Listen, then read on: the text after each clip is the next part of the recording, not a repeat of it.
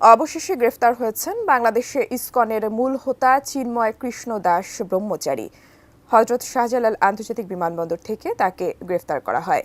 গত কিছুদিন ধরেই উস্কানিমূলক বক্তব্যের অভিযোগ আছে তার বিরুদ্ধে। তাছাড়া চট্টগ্রামে সেনাবাহিনীর ওপর অ্যাসিড নিক্ষেপের ঘটনার মাস্টারমাইন্ড তাকেই মনে করা হয়। বিস্তারিত দেখুন মোহাম্মদ সোহাগ বিশ্বাসের রিপোর্টে।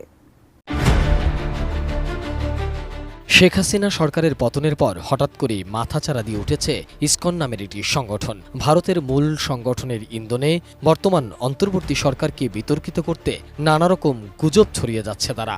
গত 15.5 বছর সংখ্যালঘুরা নানাভাবে নির্যাতিত হলেও চুপ ছিল ইসকন।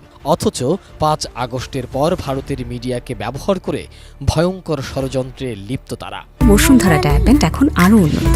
এই হট এয়ার থ্রো টপশিট দ্রুত শোষণ করে সোনামণিকে দেয় কোমল অনুভূতি। এবার সেই ইসকন নেতা চিন্ময় কৃষ্ণ দাস ব্রহ্মচারীকে গ্রেফতার করেছে ডিবি পুলিশ।